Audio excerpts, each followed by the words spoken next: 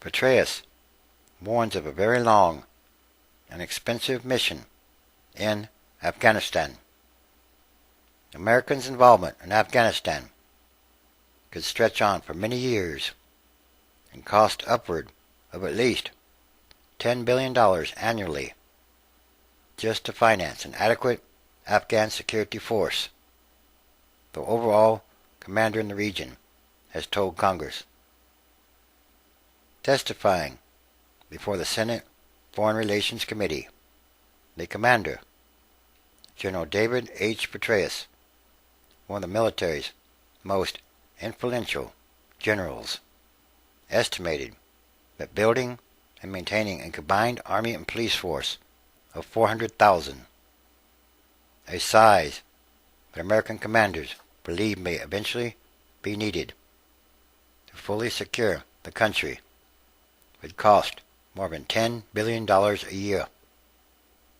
There's no question, as President Karzai was highlighting yesterday, that Afghanistan will require substantial international funding for many years to come in a whole host of different areas, not the least of which is their security forces, said General Petraeus, the commander of the military's Central Command, which oversees operations in both Iraq and Afghanistan, as well as Pakistan and other regional trouble spots.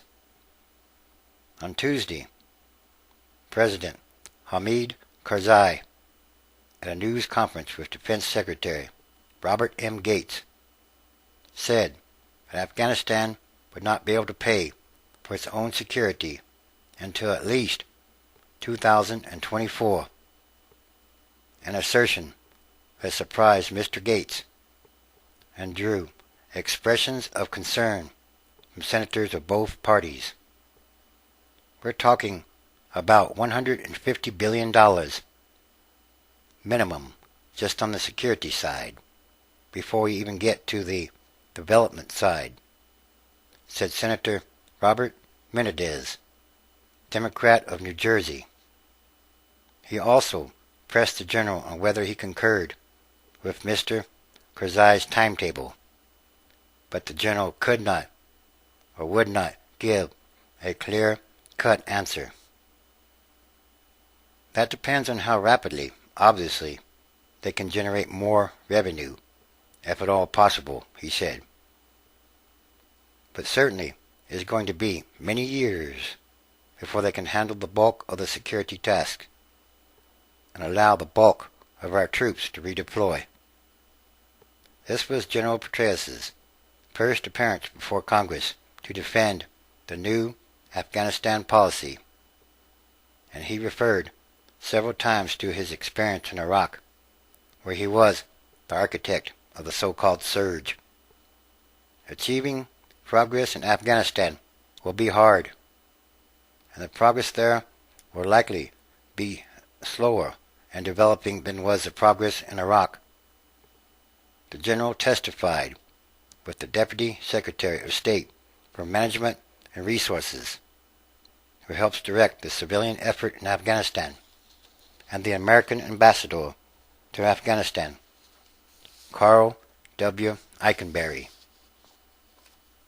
Ambassador Eikenberry, a retired lieutenant general, testified on Tuesday with the American commander in Afghanistan, General Stanley A.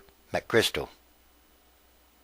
The two diplomats defended the administration's development efforts in Afghanistan, saying that they would hold Mr. Karzai to his promises to crack down on corruption by theoretically steering more aid to ministries or district officials with a proven record of good conduct. But under tough questioning by Senator Benjamin L. Cardin, Democrat of Maryland, the diplomats conceded that there were limits to the ability of the United States to change the behavior of Mr. Karzai or any other leaders. Holding them accountable does not mean that a year from now or even 5 years from now, that there will be zero corruption in Afghanistan is somewhat built into the government of Afghanistan. The committee's chairman, Senator John Kerry, Democrat, pressed General Petraeus and the diplomats about how the United States planned to develop closer links or ties to the Pakistani military and government. So, what happens in Pakistan, particularly near the Afghan border, will do more to determine the outcome in Afghanistan than any increase in troops or shift in strategy, he said.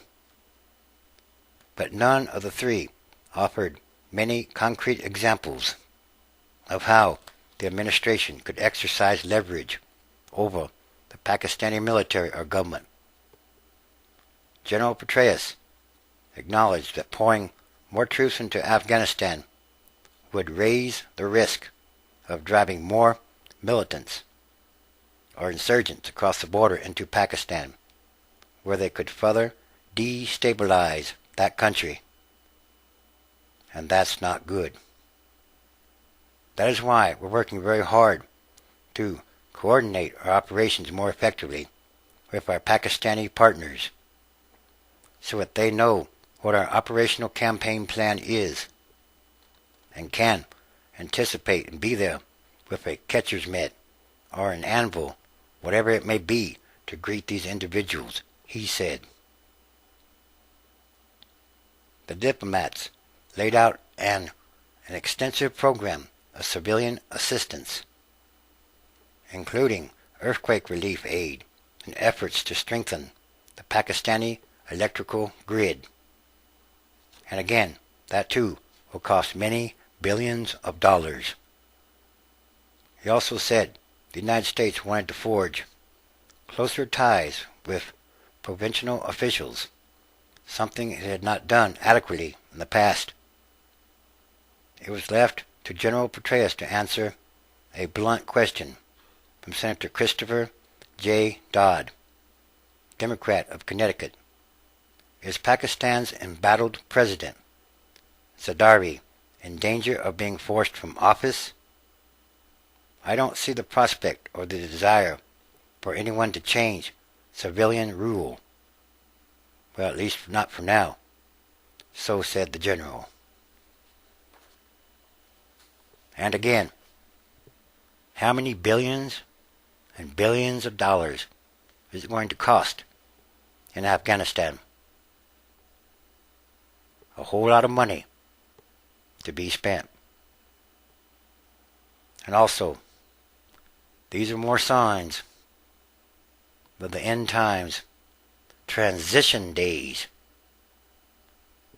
The transition is ongoing, happening. It is a process. And there are many, many signs of all kinds happening day by day all around the world.